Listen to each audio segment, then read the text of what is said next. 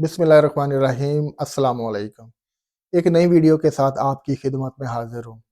आज का जो मेरा टॉपिक है वो एक शेंजन कंट्री के हवाले से है कि ऐसी कंट्री शेंजन रीजन के अंदर जो जिसकी वीज़ा रेशो बाकी कंट्रीज़ की निस्बत बहुत हाई है।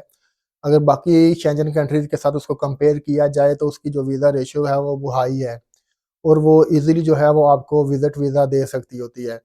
आज डिटेल के साथ उस बात करेंगे कि रिक्वायर्ड डॉक्यूमेंट्स कौन से होते हैं, वीज़ा प्रोसेसिंग टाइम क्या है, इसके अलावा अपॉइंटमेंट कैसे मिलती है, इंटरव्यू, बायोमेट्रिक और उसकी जो वीज़ा फ़ी है, उस तमाम के बारे में आज डिटेल के साथ आपके साथ बात करूँगा और तमाम तफ़सीलात आपके साथ शेयर की जाएँगी। लेकिन मज़ीद आगे बढ़ने से पहले आप सबसे रिक्वेस्ट है कि अगर आप चैनल पर नए हैं तो चैनल को सब्सक्राइब कीजिएगा, बेल आइकन ज़रूर प्रेस कीजिएगा। इसके अलावा वीडियो को लाइक, कमेंट और शेयर कीजिएगा।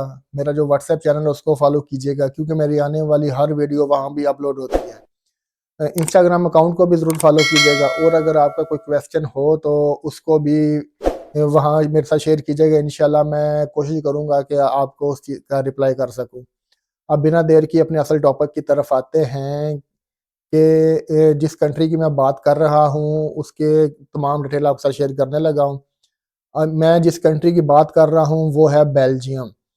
बेल्जियम एक शेंजन की कंट्री है और ये बहुत इम्पोर्टेंट कंट्री है क्योंकि इसके जो कैपिटल है ब्रसेल्स, इसके अंदर नेटो का हेडक्वार्टर है, इसकी यूरोपीय यूनियन का भी हेडक्वार्टर है और तमाम जो नेटो और यूरोपीय यूनियन के इम्पोर्टेंट ऑफिसेज हैं वो ब्रसेल्स के अंदर ही हैं।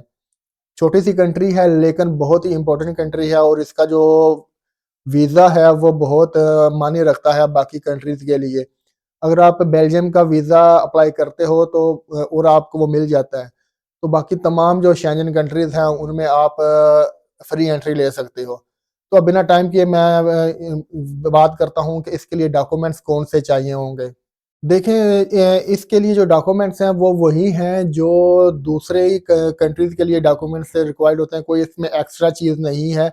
सीधा-सीधा मैं जो डॉक्यूमेंट्स है वो आपको बता देता हूँ, बाकी जो डिटेल है वो मैं आपकी स्क्रीन पर इंशाल्लाह शो हो जाएगी कि कौन-कौन से कंप्लीट जो लिस्ट है उसकी वो इसमें पासपोर्ट है, इसके अलावा सीएनआईसी की कॉपी है, इसके अलावा बैंक स्टेटमेंट है। इस तरह की जो बाकी चीज़ें हैं वो सारी आपको चाहिए होंगी, आपके बिज़नेस प्रूफ्स हैं, अगर आप जॉब करते हैं तो आपकी सैलरी स्लिप्स हैं, एम्प्लॉयर की तरफ से एक एनओसी लेटर है और आपका जो सर्विस लेटर है, ये चीज़ें चाहिए होंगी। बाकी डिटेल जो है वो आपकी स्क्रीन पर इंशाल्लाह शेयर कर दूँगा और नीचे डिस्क्रिप्शन में भी दे दूँगा, वहाँ से देख सकते हैं और इसकी मदद से आप डॉक्यूमेंट्स पूरे करके अप्लाई कर सकते हैं। अब अगर बात की जाएगी कि इसका प्रोसेस कैसा करना है, तो सबसे पहले आपने अपॉइंटमेंट लेनी है। देखें, बेल्जियम एक ऐसी कंट्री है जिसमें पाकिस्तानी जो हैं वो बहुत कम वीज़ा अप्लाई करते हैं। ज़्यादातर जो पाकिस्तानी जाना चाहते हैं वो नीदरलैंड या दूसरी कंट्रीज़ को अप्रोच करते हैं, बेल्जियम को बहुत कम लोग अप्रोच करते हैं, तो कोई ज़्यादा रश नहीं होता। इसलिए जब आप अपॉइंटमेंट लेंगे तो विदिन 1 वीक जो है वो आपको अपॉइंटमेंट मिल जाएगी। कुछ लोग कहते हैं कि पहले अपॉइंटमेंट लें, उसके बाद डॉक्यूमेंट्स रेडी करें, लेकिन बेल्जियम के केस में आपने पहले डॉक्यूमेंट्स रेडी करने हैं, उसके बाद अपॉइंटमेंट लेनी है, क्योंकि बहुत शॉर्ट नोटिस के ऊपर आपको अपॉइंटमेंट मिल जाती होती है।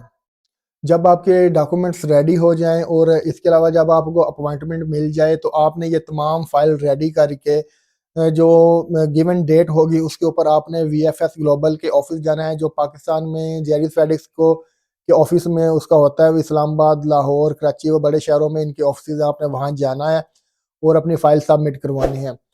एक चीज़ आपको बता दूँ कि जो आपने वीज़ा फ़ी पे करनी है वो 80 यूरोज़ है। जी हाँ, 80 यूरो है और आपने ये यूरो जो है वो कैश में लेके जाने हैं, वहाँ पर क्रेडिट कार्ड या डेबिट कार्ड वगैरह नहीं चलता।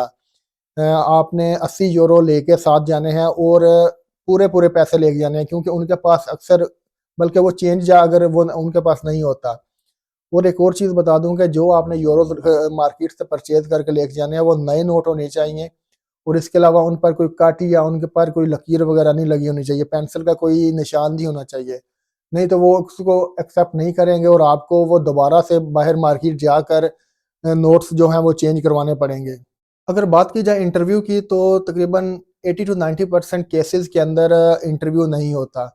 जिस डेट की आपकी अपॉइंटमेंट है वहाँ पर आप वीएफएस ग्लोबल के ऑफिस जाकर आपके बायोमेट्रिक होगी और दूसरा ये है कि इंटरव्यू नहीं होता। बहुत रेयर केसेस के अंदर इंटरव्यू कॉल आती है, अदरवाइज़ जस्ट आपने डॉक्यूमेंट्स सबमिट करवाने हैं और वापस आ जाना है। और विदिन 15 टू 20 डेज़ जो है वो आपको कॉल आ जाती है पासपोर्ट कलेक्शन के लिए। इसमें एक चीज़ बताता चलूँ कि आप खुद भी पासपोर्ट कलेक्ट कर सकते हो और आपका जो होम डिलीवरी की फैसिलिटी है वो भी आप अवेल कर सकते हो। डेफ़िनेटली उसके जो थोड़े बहुत चार्जेज़ होंगे वो आपने पे करने होते हैं जब आप फाइल सबमिट करवाते हो, लेकिन अगर आप उनके ऑफ़िस जाकर कलेक्ट करते हो तो उसके मद में कोई एक्स्ट्रा चार्जेज़ नहीं होंगे। अच्छा जी, अक्सर कंट्रीज़ जो होती हैं वो जब आप फाइल सबमिट करवाते हो तो वो वेरिफ़िकेशन करती हैं। आपकी पर्सनल वेरिफ़िकेशन भी होती है या फिर अगर आप जॉब वग़ैरह कर रहे हो तो वो आपकी जो जिस कंपनी का आपने डॉक्यूमेंट्स दिए होते हैं, उसकी भी वेरिफ़िकेशन वो वेरिफ़िकेशन कॉल वग़ैरह आ जाती होती है। तो इस केस में बेल्जियम के केस में 50-50 चांसेज़ हैं। ज़्यादातर चांसेज़ यही होते हैं कि वो कोई वेरिफ़िकेशन कॉल नहीं करेंगे। ना आपको कोई कॉल आएगी इंटरव्यू के लिए या किसी वेरिफ़िकेशन के लिए और ना ही आपकी जो जिस कंपनी के डॉक्यूमेंट्स आपने दिए हैं, जिसमें आप जॉब कर रहे हो, उसके लिए कोई डॉक्यूमेंट्स या उनकी कोई वेरिफ़िकेशन कॉल वग़ैरह नहीं आती। ये थी जी बेल्जियम के विज़िट वीज़ा के हवाले से छोटी-सी वीडियो। अगर आपके जो मैंने डॉक्यूमेंट्स आपके साथ पहले शेयर किए हैं, अगर वो डॉक्यूमेंट्स पूरे हैं, तो आप ईज़िली जो है वो बेल्जियम का वीज़ा अप्लाई कर सकते हैं और इसके जो वीज़ा ग्रांट होने के चांसेज़ हैं, वो बहुत ज़्यादा हाई हैं। एक और चीज़ मैं आपको बताता चलूँ कि जो आपने बैंक स्टेटमेंट लगानी है, वो कम अज़ कम 18 से 20 लाख की होनी चाहिए, इससे कम अगर होगी तो इसके चांसेस ज़्यादा होते हैं। क्योंकि जब आप ये किसी यूरोपियन कंट्री की या शेंजन के लिए अप्लाई करते हो तो आपने एक थंब रूल ज़हन में रखना है कि आपने अगर आप अकेले ट्रैवल कर रहे हो तो डेली का आपने एक्सपेंस उनको शो करना है कि कम अज़ कम मेरे पास एक 100 यूरोज़ मौजूद हैं या $100 मौजूद हैं। इसके अलावा आपने ये अगर आप 10 दिन के लिए जा रहे हो तो आपके पास $1000 या यूरोज़ होने चाहिए। और इसके अलावा 18 से 20 लाख मैं इसलिए कह रहा हूँ कि आपने वीज़ा ऑफ़िसर को शो करना है, ये 1000 या 1200 या 1500 यूरो तो मेरे अपने एक्सपेंस के लिए हैं। अदरवाइज़ जो बाकी पीछे मेरी फैमिली है, उसके लिए भी मेरे पास इनफ मनी है और मैं वापस आऊँगा और वो भी इन्हीं पैसों पर डिपेंड करते हैं। तो ये चीज़ वीज़ा ऑफ़िसर को शो करना बहुत ज़्यादा ज़रूरी है। उम्मीद करता हूँ कि आपको मेरी आज की ये वीडियो पसंद आई होगी। अगर वीडियो पसंद आई है तो चैनल को सब्सक्राइब कीजिएगा और बेल आइकन ज़रूर प्रेस कीजिएगा। और कमेंट करके ज़रूर बताइएगा कि आपको मेरी वीडियो कैसी लगी है। अब मुझे इजाज़त दें, इंशाल्लाह मैं नेक्स्ट किसी अच्छे से टॉपिक के साथ आपकी खिदमत में हाज़िर होऊँगा। अपना बहुत सा ख़्याल रखिएगा। अल्लाह हाफ़िज़।